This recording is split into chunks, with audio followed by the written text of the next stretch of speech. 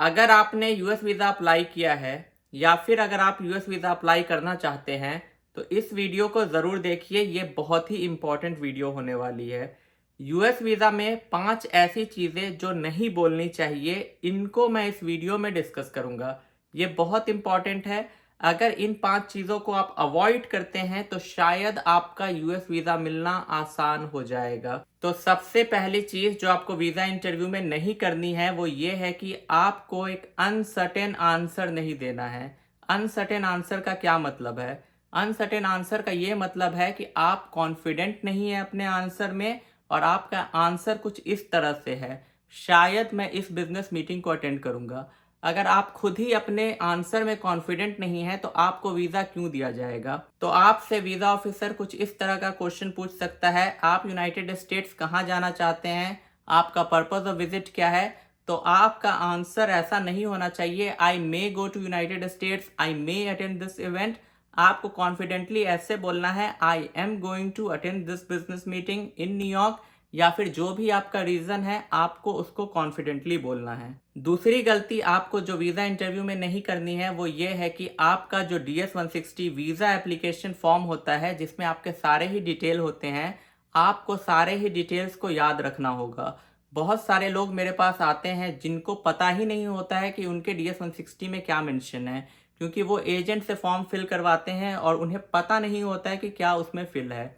इससे क्या होता है कि जब वीज़ा इंटरव्यूअर आपसे क्वेश्चन पूछ रहा है, आपका DS-160 उसके सामने होता है, तो उस DS-160 से ही वो आपसे क्वेश्चन पूछता है। अगर आपका आंसर उस DS-160 वीज़ा एप्लीकेशन फॉर्म से मैच नहीं करता है तो आपका वीज़ा डायरेक्टली रिफ्यूज़ हो जाएगा। तो ऐसे क्या मिसमैच हो सकते हैं DS-160 वीज़ा एप्लीकेशन फॉर्म में और आपके आंसर में?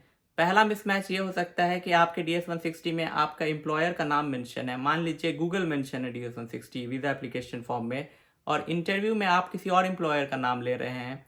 तो इस तरह के मिसमैच होंगे तो आपका वीज़ा रिफ्यूज़ हो जाएगा। एक और एग्जांपल मान लीजिए DS-160 में एक क्वेश्चन होता है जिसमें ये पूछा जाता है कि क्या आपकी फैमिली यूनाइटेड स्टेट्स में है या नहीं।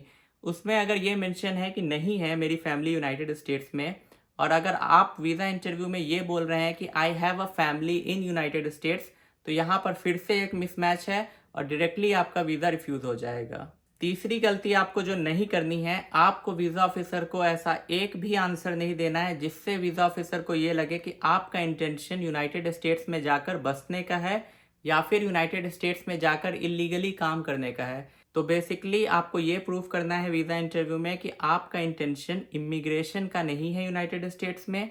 आप एक रीज़न के लिए यूनाइटेड स्टेट्स जा रहे हैं। रीज़न टूरिज्म हो सकता है, फैमिली से मिलना हो सकता है या फिर कुछ और रीज़न हो सकता है। एक बार वो रीज़न कंप्लीट हो जाए तो फिर आप लौटकर अपने मुल्क चले जाएंगे। तो आप कैसे ये प्रूव कर सकते हैं कि आपका इंटेंशन इमिग्रेशन का नहीं है?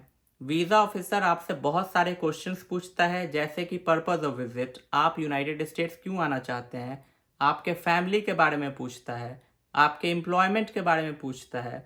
तो इन सारे ही क्वेश्चन से वो ये जज कर लेता है कि आपका इंटेंशन इमिग्रेशन का है या नहीं। तो ये सारे ही क्वेश्चन बहुत इंपॉर्टेंट हैं, स्पेशली पर्पज़ ऑफ विजिट। अगर आपके पास एक वैलिड रीज़न है यूनाइटेड स्टेट्स जाने का तो आपका वीज़ा रिफ्यूज़ नहीं होगा। वैलिड रीज़न क्या है? आप किसी इवेंट अटेंड करने के लिए जा रहे हैं, आप किसी मीटिंग अटेंड करने के लिए जा रहे हैं, या फिर कुछ और रीज़न भी हो सकता है, बट वो वैलिड होना चाहिए। तो फैमिली और एम्प्लॉयमेंट के बारे में जब वीज़ा ऑफिसर आपसे क्वेश्चन पूछता है तो वो आपका कनेक्शन आपके कंट्री के साथ चेक करता है। तो इसका क्या मतलब होता है? वो ये चेक करता है कि आपकी टाइज अपने कंट्री के साथ स्ट्रांग है या वीक है।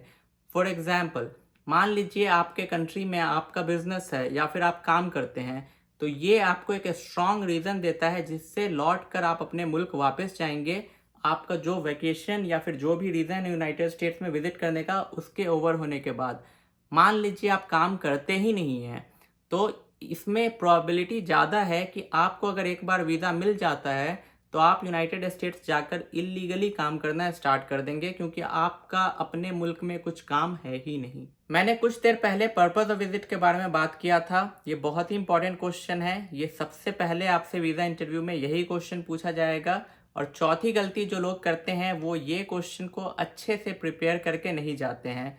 तो आपका जब आंसर होता है, पहले 10 से 15 सेकंड में जो भी आप आंसर देते हैं वीज़ा ऑफिसर उस आंसर को बहुत ध्यान से सुनता है और उसके बेसिस पे बहुत हद तक ये डिसाइड कर लेता है कि आपका वीज़ा अप्रूव करना है या रिजेक्ट करना है। और इस पहले क्वेश्चन के आंसर्स के बेसिस पे ही फॉलो अप क्वेश्चन पूछे जाते हैं। अगर आप चाहें तो आप वीज़ा इंटरव्यू को अपने डायरेक्शन में ले जा सकते हैं, प्रोवाइडेड आपका आंसर ऐसा हो कि जिससे आप एक्सपेक्ट कर सकें, प्रिडिक्ट कर सकें कि वो आपसे फॉलो अप क्वेश्चन क्या पूछ सकता है आपके आंसर्स के बेसिस पे। और पांचवी गलती जो आपको वीज़ा इंटरव्यू में नहीं करना है, आपको ओवर शेयर नहीं करना है। आपको ये समझ लेना है कि वीज़ा ऑफिसर में और आप में बस एक कॉन्वर्सेशन हो रहा है। उसका काम है आपसे क्वेश्चन पूछना, आपका काम है उस क्वेश्चन का आंसर देना। अगर आपका आंसर सही रहता है, अगर आपका रीज़न वैलिड रहता है, तो वो आपको वीज़ा दे देगा। तो सबसे इम्पॉर्टेंट ये है कि आपको डायरेक्ट टू द पॉइंट और एक अच्छा आंसर देना है और इस आंसर को प्रिपेयर करके जाना है, खुद को कॉन्फिडेंट रखना है। और अगर थोड़ा बहुत नर्वस होते भी हैं तो that is okay, but important चीज़ ये है कि आपको ये समझना है ये बस एक इंटरव्यू है, ये बस एक कॉन्वर्सेशन है आप में और वीज़ा ऑफिसर के बीच में। अगर आपको मेरा ये वीडियो अच्छा लगा तो लाइक कीजिए, सब्सक्राइब कीजिए। सबसे इम्पॉर्टेंट ये कमेंट कीजिए कि आप यूएस किस लिए जा रहे हैं, यूएस कहाँ जाना चाहते हैं। Thank you so much.